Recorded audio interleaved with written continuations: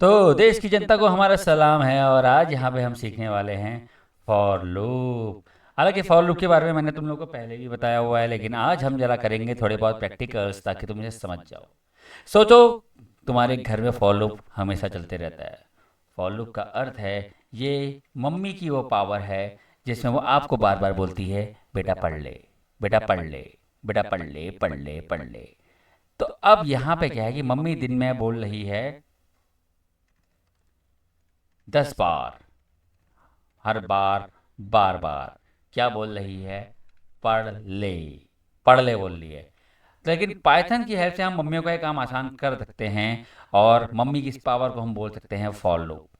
For loop में क्या होता है कि अगर तुम्हें कोई टास्क बार बार, हर बार और हर बार करते रहना है, 10 बार करना है, तो तुम फॉर लूप का इस्तेमाल करो। जैसे for I in range, mummy कितनी बार बोलने वाली है, 10 बार बोलने वाली है। अरे सॉरी, 111 हो गया ये। और यहाँ पे हम प्रिंट कर रहे हैं पढ़ ले, पढ़ ले रे, पढ़ ले नंतना, पढ़ ले ये। तो अब मैं इस जैसे इस प्रोग्राम को रन करूँगा, तुम देखोगे कि ये 10 बार प्रिंट हो चुका है, पढ़ ले, पढ़ ले, पढ़ ले, पढ़ ले, पढ़ ले, पढ़ ले। समझ रहे हो, ये हुआ खेल। अब जरा फॉर लूप को समझते हैं।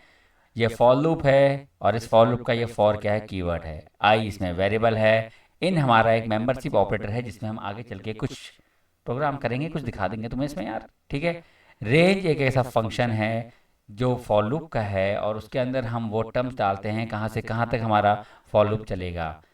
1 बोले तो 1 से स्टार्ट होगा, 11 बोले तो ये चलेगा 11 - 1 times. Got my point. And तुम्हें यहाँ पे जो भी प्रिंट कराना है, जितनी बार भी प्रिंट कराना है, तुम यहाँ लिख सकते हो। और जैसे कि अगर मैं यहाँ डालूँ 1, मैं इसमें आई की वैल्यू स्लैश कर देता हूँ ताकि तुम्हें अब और क्लियर हो जाएगी कहानी। ये देखो कि आई हमारा कितनी बार चला है और उतनी बार वो वैल्यू प्रिंट हुई है। ये 1 पहली बार पढ़ ले, दूसरी बार पढ़ ले, तीसरी बार पढ़ ले। अरे पढ़ ले बेटा, पढ़ ले, कब तक नहीं पढ़ेगा पढ़ ले, मान जा, है मान ही नहीं रहा बच्चा यार, ठीक है।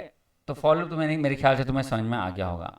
अब इस फॉर लूप में एक चीज़ और चीज़ होती है, जैसे ये तो क्या था, स्टार्ट और एंडिंग पॉइंट था। इसी चीज़ को अगर हम थोड़ा और गौर फरमाएं तो गौर ये फरमाएंगे कि अगर मैं फॉर लूप में डाल देता हूँ 3 चीज़, वो क्या है देखते हैं चलो।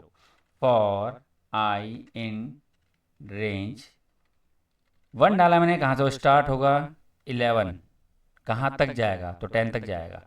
अब मैं यहाँ 2 डाल देता हूँ। 2 क्या है बच्चों, ये स्टेप है, यानी 2 का जंप मार देगा। प्रैक्टिकली करके देखते हैं। आई यहाँ डालता हूँ और आप सभी की मम्मियों की तरफ से मैं यहाँ फिर से लिख देता हूँ पढ़ ले, ठीक है। तो अब देखते हैं ये कितनी बार चलता है। अब इसमें अभी मैंने गलती कर दी है, क्या है बताओ, या एक ही जगह आई, आई आएगा ना, आई चलेगा। प्रोग्राम को करते हैं सेव f1.py के नाम से। और अब हम इस प्रोग्राम को चलाते हैं और ये देखो 13579, पढ़ने पे तो ध्यान दो ही। पर देखो मैंने क्योंकि वहाँ पे 2 डाल रखा है, ये यहाँ पे 2 है, जो ये 13579, यानी 1 के बाद 2 का जंप मारा 3, 3 के बाद 2 का जंप मारा 5, देन 2 का जंप 7, देन 9।